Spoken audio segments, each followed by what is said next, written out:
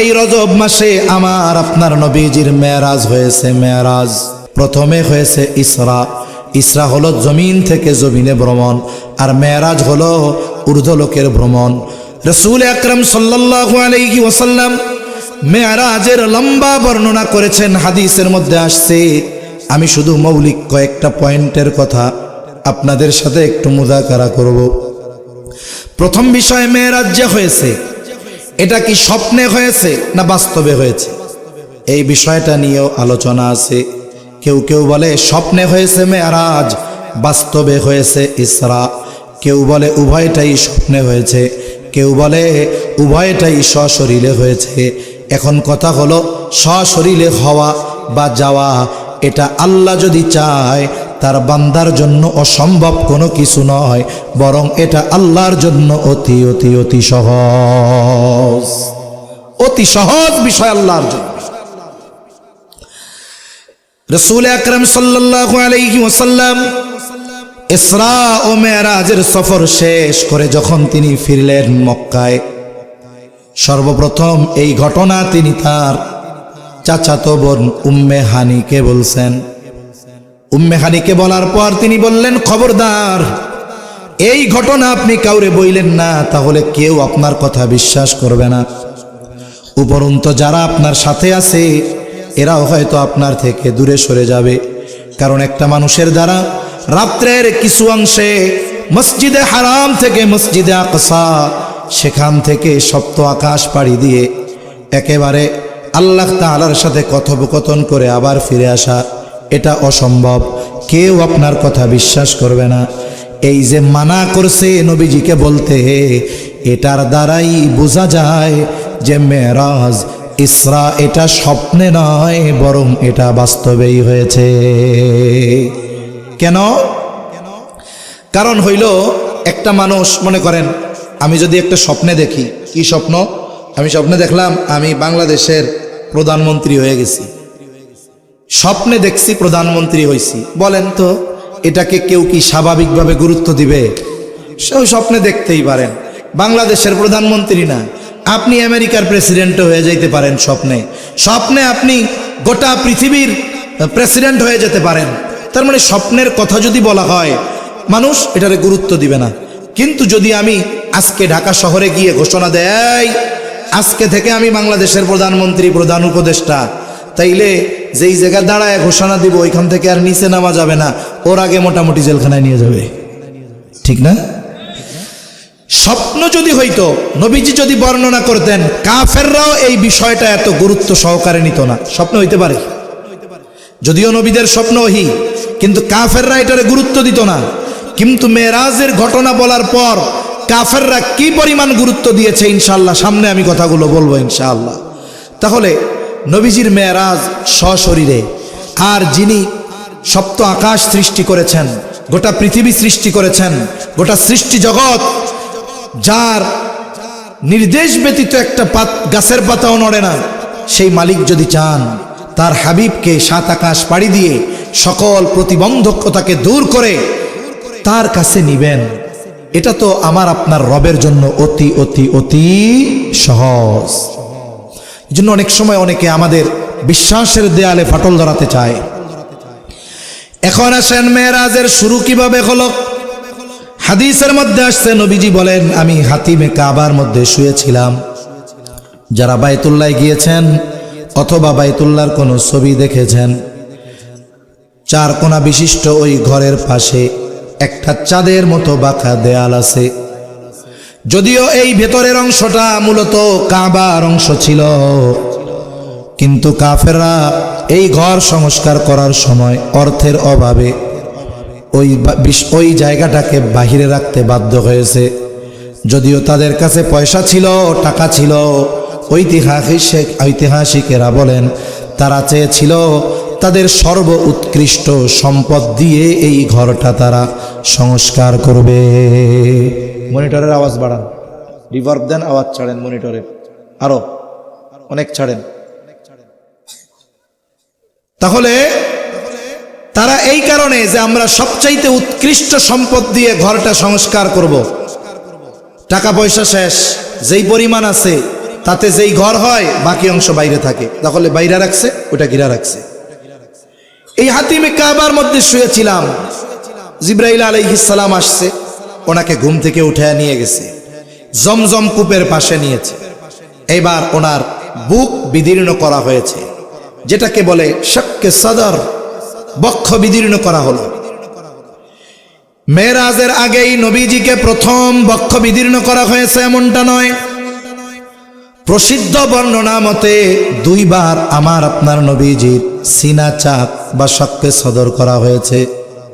একবার হলো আমার আপনার নবীজি যখন হালিমাতুস সাদিয়ার বাড়িতে ছিলেন, ওই সময়টাতে একবার আওয়াজ বাড়ে নাই, কিন্তু মনিটরের আওয়াজ বাড়াইতে বলছে, আরো ছাড়েন, আওয়াজ ছাড়েন, আরো রিভার্ব দিয়ে আওয়াজ ছাড়েন, টনটন করেন আওয়াজ। একবার হলো হালিমাতুস সাদিয়ার ঘরে যখন তিনি ছিলেন, ওই সময় একবার তার শাক্কে সদর সিনা চাক করা হয়েছে। শিশু সুলভ কিছু বিষয় থাকে মানুষের, আমার আপনার নবীজির মধ্য থেকে ওইগুলো বের করে দেওয়া হয়েছে। আর দ্বিতীয়বার মেরাজের পূর্বে রাসূল আকরাম সাল্লাল্লাহু আলাইহি ওয়াসাল্লামের সিনা চাক করা হয়েছে এবং সব কিছু বের করে জমজমের পানি দিয়ে ধৌত করে আবার সেটাকে প্রতিস্থাপন করা হয়েছে। যখন আজ থেকে 150-200 বছর আগে এই হাদিস উলামায়ে কেরাম আমাদের শুনাইতেন, অনেক ইসলাম বিদ্বেষীরা তখন বলতো মেরাজে যাওয়া এটা তো বহু পরে, যদি একজন মানুষের বুক চিরে ফেলা হয়, সেখান থেকে যদি সব কিছু বের করে ফেলা হয়, এই লোকটা বেঁচে থাকবে কেমনে? বাইসা থাকলেই না এরপরে সে মেরাজে যাবে। কিন্তু আজকে চিকিৎসা বিজ্ঞান এটা প্রমাণ করে দিয়েছে, একজন ব্যক্তির ওপেন হার্ট সার্জারি যখন করা হয়, গোটা বুক চিরে ফেলা হয়, একেবারে হার্ট সহ সব কিছুকে বের করে ট্রেনের উপরে রাখা হয়। এবার যেই রক্তনালীগুলোর মধ্যে ব্লকেজ আছে সেগুলোকে হয়তো বাইপাস করা হয়, অথবা যেটাকে রিং পরানো যায় রিং পরানো হয়। তাহলে চিন্তা করে দেখেন, আবার পরিপূর্ণ সেন্সলেস করার প্রয়োজন হয় না, বরং সে সজাগ থাকে, স্ক্রিনের মধ্যে দেখতে থাকে, আর ডাক্তার তার অপারেশন চালাতে থাকে। এটা এখন সাধারণ একটা বিষয়, অথচ এটা সাধারণ হলেও এই জ্ঞান মানুষকে যিনি দিয়েছেন তিনি কে? আরো জোরে বলেন কে? ওই আল্লাহ আমার আপনার নবীজির সিনা চাক করাইছেন, এটা কি কোনো জটিল ব্যাপার হলো? হযরত আনাস রাদিয়াল্লাহু তাআলা আনহু থেকে বর্ণিত, রাসূল আকরাম সাল্লাল্লাহু আলাইহি ওয়াসাল্লামের এই সিনা চাকের ব্যাপারে তিনি বলেন, 10টা বছর তিনি নবীজির খাদেম ছিলেন। 10 বছর। কয় বছর? জোরে বলেন। আওয়াজ সুন্দর হইল না তো, আওয়াজটা টনটন করেন, আরো নষ্ট হয়েছে আওয়াজ মনিটরে। আওয়াজ ছাড়েন, টনটন করেন মাইকের মধ্যে, ভোকাল দিবেন না, টোন দিবেন, বেস দিবেন না। 10 বছর আমি খাদেম ছিলাম রাসূল সাল্লাল্লাহু আলাইহি ওয়াসাল্লামের। নবীজি সাল্লাল্লাহু আলাইহি ওয়াসাল্লামের এই সিনা চাকের ব্যাপারে বলেন, ওয়াকাদ কুনতু আরা আসরাল মাখিতি ফি সাদরিহি সাল্লাল্লাহু আলাইহি ওয়াসাল্লাম।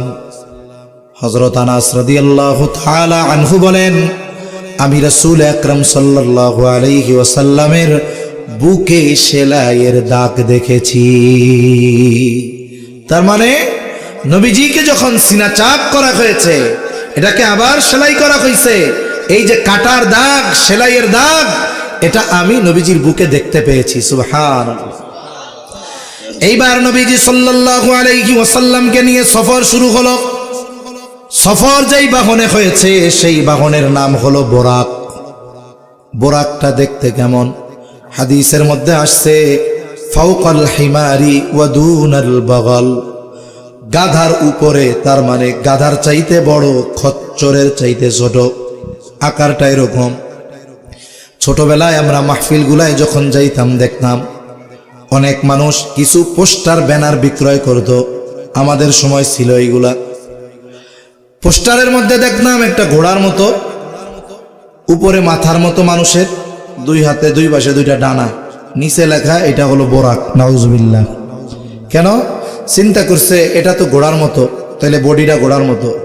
আবার হাদিসের মধ্যে আসছে বোরাক কথাও বলতে পারে, এখন তাইলে তো মানুষের মাথা লাগবে, এবার মাথার কাছে লাগাইছে মানুষের মাথা। আবার স্বাভাবিক ঘোড়া হলো হাইটা চলে, দৌড়ায়া চলে, আর এটা তো উড়া চলে, উড়ার জন্য ডানা দরকার, এবার লাগাইছে দুইটা ডানা। এখন এই ছবিটারে বলতেছে যে এটা হলো বোরাক। নাউজুবিল্লাহ। বোরাক দেখতে কেমন, ওই যে আকারটা কেমন, নবীজি হাদিসে জানাইছেন সব একরকম, কিন্তু তফাৎ কি? গাধার চেয়ে বড়, খচ্চরের চাইতে ছোট। এখন এর গতিটা কেমন? বারকুন শব্দের এক অর্থ হলো বিদ্যুৎ। বোরাক এটা বারকুন শব্দ থেকে আসছে, এই জন্য কেউ কেউ বলে এই বোরাকের গতি হলো বিদ্যুতের গতি, আলোর গতি। আর বিদ্যুতের গতি হলো সেকেন্ডে 1,86,000 মাইল। সেকেন্ডে 1,86,000 মাইল বোরাকের গতি। তবে যদি কোনো বাহন এমন হয় যে সেকেন্ডে 1,86,000 মাইল গতিতে ছুটে, তাইলে কোটি কোটি বছর পার হয়ে যাবে ওই গতিতে, কিন্তু প্রথম আসমানের নিচের তারকাগুলা পর্যন্ত পৌঁছাইতে পারবে না। বোরাকের গতি কত? নবীজি সাল্লাল্লাহু আলাইহি ওয়াসাল্লাম জানিয়েছেন, বোরাকের গতি হলো দৃষ্টি সীমার শেষ পর্যন্ত। তার মানে প্রতি পদক্ষেপে সে 1,86,000 মাইল নয়, বরং প্রতি পদক্ষেপে সে দৃষ্টির সীমার শেষ পর্যন্ত অতিক্রম করতে পারে। আমাদের দৃষ্টি কত দূর পর্যন্ত যায়? পৃথিবী থেকে সূর্যের দূরত্ব 9,30,00,000 মাইল। আমরা পৃথিবী থেকে সূর্য দেখতে পাই, তার মানে আমাদের দৃষ্টি সূর্য পর্যন্ত যায়। যখন আকাশ পরিষ্কার পরিচ্ছন্ন থাকে রাতের বেলায়, অনেক তারকা উঠতে দেখা যায়। তারকা, এক একটা তারকা, নয়েজটা কমান। প্রথমে সুন্দর হইল, এরপরে নষ্ট হইল কেন? আওয়াজটা বুঝলাম না। আমরা যে তারকাগুলো দেখি, তারকা, এই তারকাগুলো যদিও দেখতে ছোট দেখা যায়, কিন্তু এক একটা তারকার আকৃতি এত সুবিশাল যে পৃথিবীর চেয়ে বড় 9,30,00,000 গুণ যেই সূর্য, ওই রকম মিলিয়ন মিলিয়ন সূর্য একটা তারকা গিলে খেয়ে ফেলতে পারবে। সুবহানাল্লাহ। এই তারকারাজিও আমরা দেখতে পাই। তাহলে আমাদের দৃষ্টি সীমা কত দূর? আর নবীজি বলেন বোরাকের গতি হলো প্রতি পদক্ষেপে দৃষ্টি সীমার শেষ পর্যন্ত। নবীজি সাল্লাল্লাহু আলাইহি ওয়াসাল্লামের সফর শুরু হলো মসজিদুল হারাম থেকে মসজিদে আকসা। প্রথম বিষয় হলো আল্লাহ তাআলা মেরাজ তো মসজিদে হারাম থেকেই শুরু করাইতে পারতেন, তাহলে মসজিদে আকসায় নেওয়ার দরকার কি?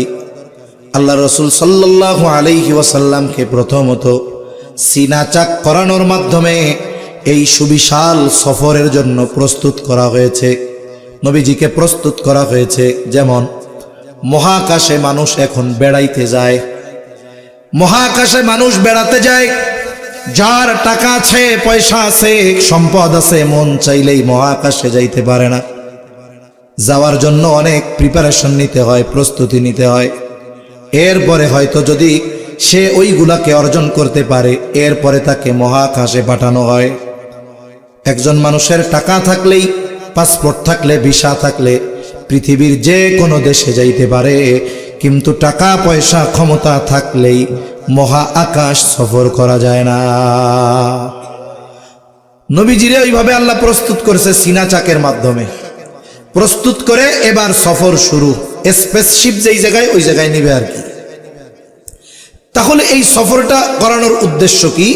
আল্লাহ তাআলা বলেন সুবহানাল্লাযী আসরা বিআবদিহি লাইলাম মিনাল মাসজিদিল হারামি ইলাল মাসজিদিল আকসা আল্লাযী বারাকনা হাওলাহু লিনুরিয়াহু মিন আয়াতিনা।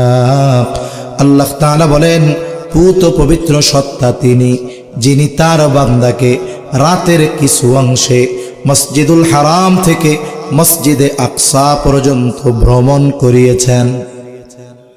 রাসূল আকরাম সাল্লাল্লাহু আলাইহি ওয়াসাল্লামের এই সফরের সময়টা ছিল রাতের কিছু অংশে।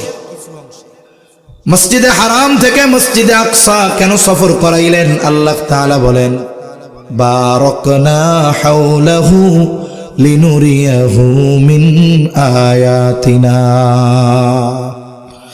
সফর করানোর কারণ কি? মুফাসসিরিনে কেরাম বলেন, এই পৃথিবীতে যত নবী রাসূলের আগমন ঘটেছে এর অধিকাংশ নবী রাসূলের আগমন যেই এলাকার মধ্যে হয়েছে এটা হলো মসজিদে হারাম থেকে মসজিদে আকসা, এই এরিয়ার মধ্যে। এজন্য যেহেতু নবী রাসূলগণের আগমন বেশি, এই জায়গাগুলোয় আল্লাহ তাআলার নিদর্শন সমূহ বেশি। আর মসজিদে আকসা পর্যন্ত কেন? কারণ মসজিদে আকসা বাইতুল মুকাদ্দাস, এটা এমন এক মসজিদ আল্লাহ তাআলা বলেন বারাকনা হাওলাহু, যার চতুর্পাশকে আমি বরকতময় করেছি। বাইতুল মুকাদ্দাস এর চতুর্পাশে আল্লাহ তাআলার অনেক নিদর্শন আছে, অনেক নবী রাসূলের কবর আছে। আল্লাহ তাআলা এগুলো দেখানোর ইচ্ছা করেছেন তার হাবিবকে, এজন্য এই সফরটা জমিন থেকে জমিনে নবীজি সব দেখছেন। এরপরে বাইতুল মুকাদ্দাসে নবীজিকে ইস্তেকবাল করার জন্য সব নবী রাসূলগণকে আল্লাহ একত্রিত করেছেন। কেউ কেউ বলেন যে এই যে সকল নবীদের উপস্থিতিতে আমার আপনার নবীজির ইমামতিতে 2 রাকাত নামাজ হয়েছে বাইতুল মুকাদ্দাসে। কেউ বলেন কোন বর্ণনায় এটা মেরাজের আগে হয়েছে, কেউ বলেন না এটা ফেরার পথে হয়েছে। যারা বলেন ফেরার পথে হয়েছে তাদের একটা যুক্তি আছে। কি যুক্তি? প্রমাণ তো আছে, দলিল আছে, সাথে সাথে যুক্তিও আছে। যে দেখুন, যখন বাইতুল মুকাদ্দাসে নবীজি গেছেন সব নবী রাসূলগণ উপস্থিত হয়েছেন, ওই জায়গায় তো কমপক্ষে জলিলুল কদর নবী যারা তাদের সাথে তো পরিচয় হয়েছে নবীজির, সবার সাথে না হোক। তবে দেখা যায় যখন তিনি ঊর্ধ্বলোকে সফর শুরু করছেন প্রত্যেক আসমানে এক একজন নবীর সাথে দেখা হয়েছে, আর জিবরাইল আলাইহিস সালাম পরিচয় করাই দিছে। কেন? তাইলে পরিচয় যদি আগে হয়ে থাকে তাইলে দ্বিতীয়বার দেখা হওয়ার পরে তো আর পরিচয় করার প্রয়োজন নাই। আর একটা বিষয় কি, সুন্নাত কি? মেহমান আসলে সুন্নাত হইল যে মেহমান ঘরের মধ্যে ঢুকছে, বের হওয়ার সময় মেহমান বের হইছে দরজা আটকায় দিয়া বইয়া থাকা, এটা সুন্নাত না।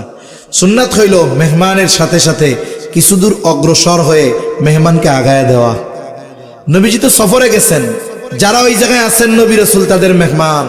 তাহলে উনি যখন ফিরছেন, ফেরার পথে ওনারা ওই যে মেহমানরা আগায় দিতে হবে, এই আগায় দেওয়ার জন্য আসছেন বাইতুল মুকাদ্দাসে আল্লাহর নির্দেশে। ওই সময় 2 রাকাত নামাজ হয়েছে। যারা এটার পক্ষে, তা নামাজ আগে হোক বা পরে হোক সেটা থাকলো এই জায়গায়। এবার নবীজি সাল্লাল্লাহু আলাইহি ওয়াসাল্লাম সকল নবীর উপস্থিতিতে ওনার ইমামতিতে 2 রাকাত নামাজ হয়েছে, এটা হলো মূল কথা। এর দ্বারা আমার আপনার নবীজির শ্রেষ্ঠত্ব সব নবীর উপরে দেওয়া হয়েছে। এবার নবীজির সফর শুরু, ঊর্ধ্বলোকের সফর।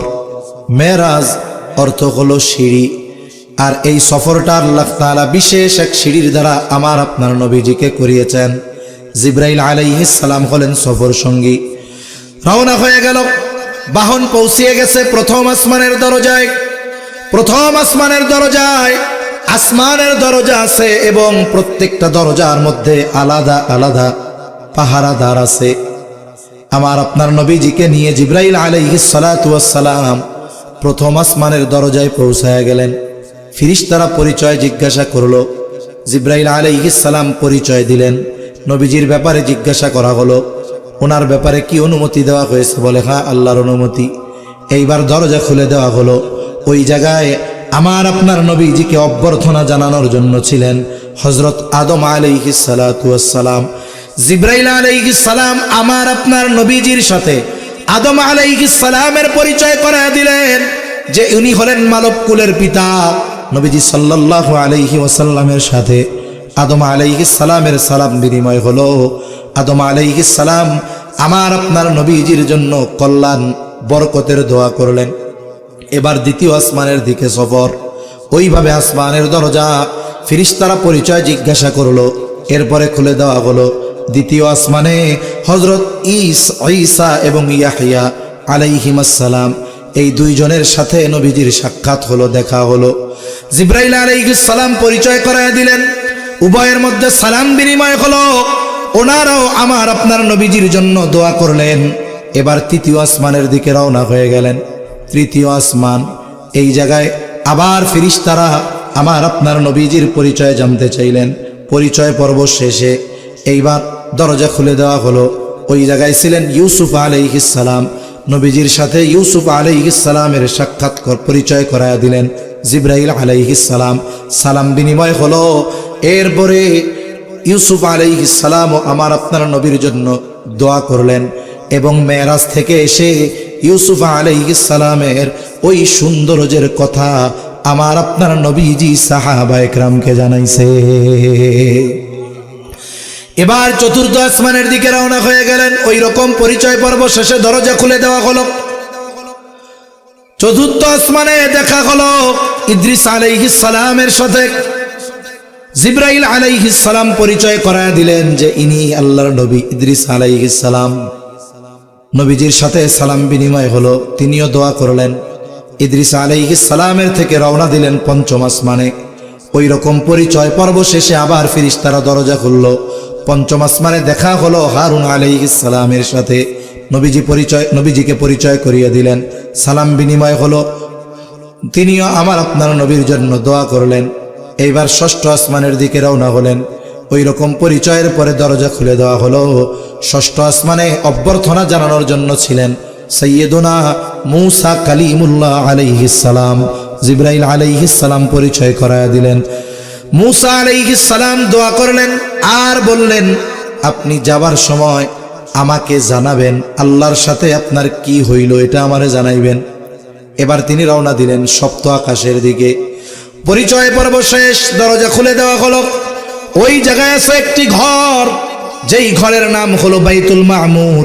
নবীজি সাল্লাল্লাহু আলাইহি ওয়াসাল্লাম বলেন, একেবারে বাইতুল্লাহ বরাবর 7 আকাশের উপরে একটি ঘর আছে, আল্লাহর ঘর।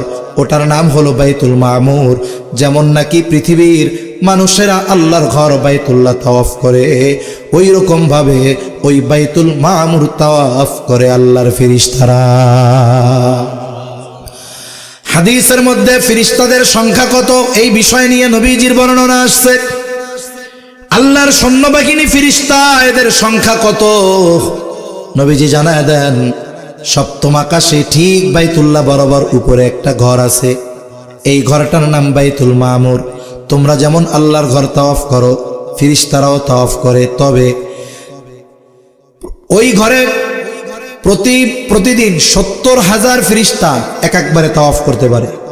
বলে একবার যারা করে দ্বিতীয়বার কিয়ামত পর্যন্ত তাওয়াফ করার সুযোগ তারা পাবে না। তাহলে চিন্তা করে দেখেন আল্লাহর সেনাবাহিনী, আল্লাহর সৈন্য ফেরেশতাদের সংখ্যা কত, এর হিসাব দুনিয়ার কেউ জানে না, একমাত্র যিনি জানেন তিনি কে।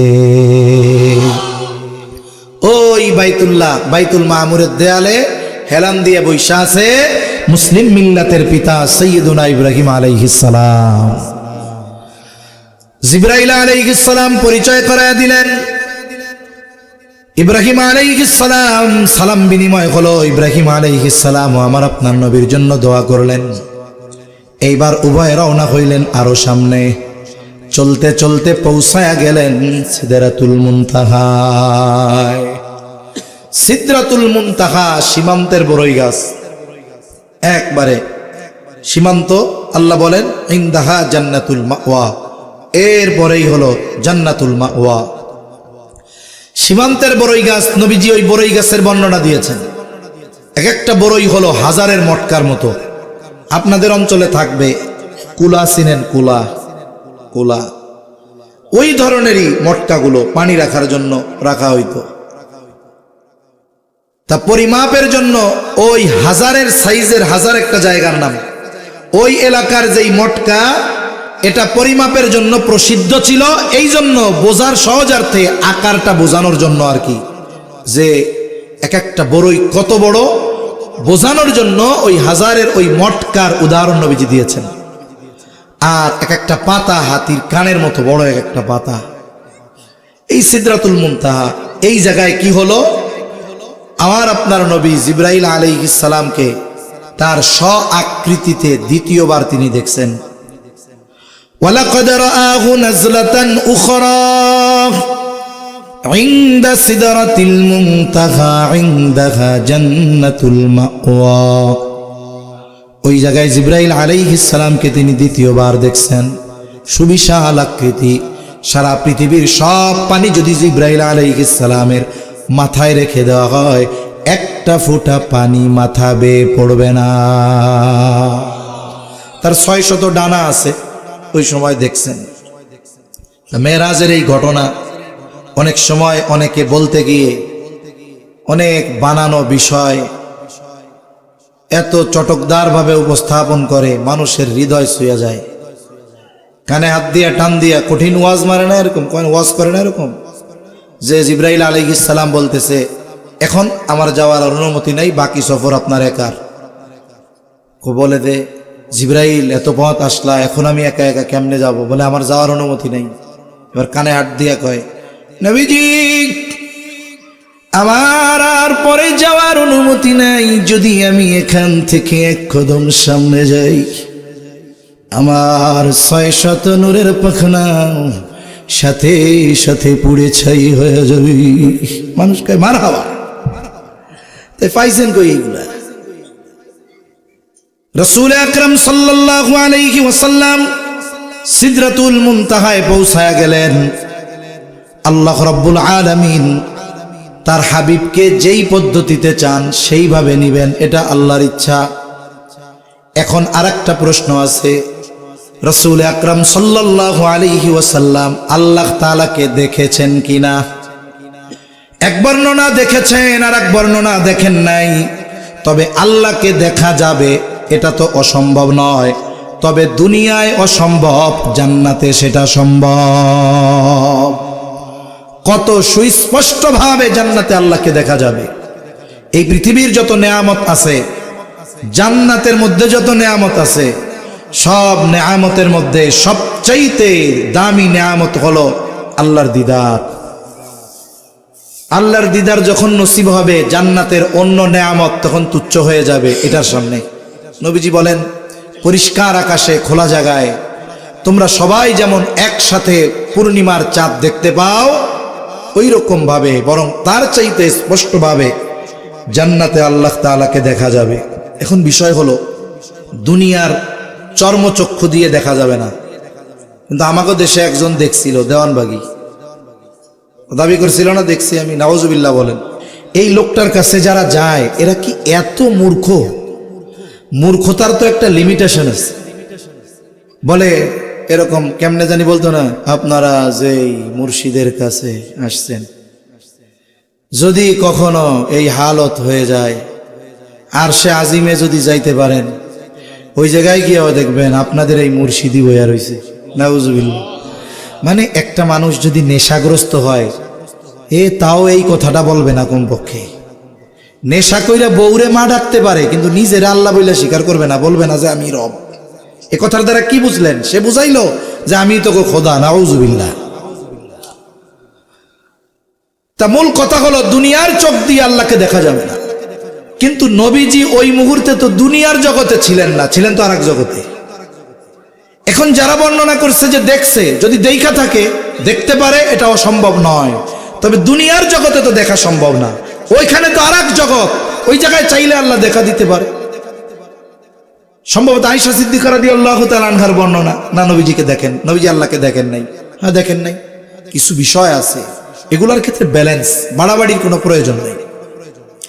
এরপরে আল্লাহ তাআলার কতটা নৈকট্য লাভ করছে আমার আপনার নবী। ধনুকের 2 মাথার দূরত্ব যত, বরং তার চাইতে নৈকট্য বেশি অর্জন করছে আমার আপনার নবী আল্লাহ তাআলার। মেরাজে গেছেন, কথোপকথন হয়েছে, অনেক কথা আছে, এগুলো নিয়ে বর্ণনা নিয়েও কথা আছে। তা মূল বিষয়ের দিকে আমরা যাই। 11:15 বেজে গেছে, মূল বিষয়ের দিকে যাই। বিরক্ত হচ্ছেন নাকি আপনারা? তাকবীর দেন, নারায়ে তাকবীর, আরো জোরে নারায়ে তাকবীর। মাশাআল্লাহ। এই তো বুরহানুদ্দিন, আপনারা তো দ্বীনের দলিল, তাই না? বুরহান মানে কি? দলিল। এই আওয়াজ এরকমই হওয়া দরকার। মাশাআল্লাহ, আল্লাহ কবুল করুক, বলি আমিন। কথোপকথন হলো মেহমান যখন যায়, মেহমান বিদায় দেওয়ার সময় হাদিয়া দেওয়া, এটাও একটা সুন্নাহ আমল। এখন মেহমান গেছে, আল্লাহ তাআলা তো আমার আপনার নবীজিরে হাদিয়া দিছে, 3টা হাদিয়া। কয়টা? আমার আপনার নবীজি মেরাজে গিয়েও তার উম্মতকে ভুলে যান নাই। তিনি ওই জায়গায় গিয়ে নিজের কথা বলেন নাই, পরিবারের কথা বলেন নাই, উম্মতের কথাই বলছেন। আর আল্লাহ তাআলা 1 নাম্বার হাদিয়া দিলেন, হাবিব আপনার উম্মত যদি শিরিক থেকে বেঁচে থাকে, শিরিক না করে, তাহলে আমি আল্লাহ তাকে মাফ করে দিব। তার মানে এই উম্মত যদি শিরিক থেকে বেঁচে থাকে, ক্ষমা করার নিশ্চয়তা যিনি দিয়েছেন তিনি কে?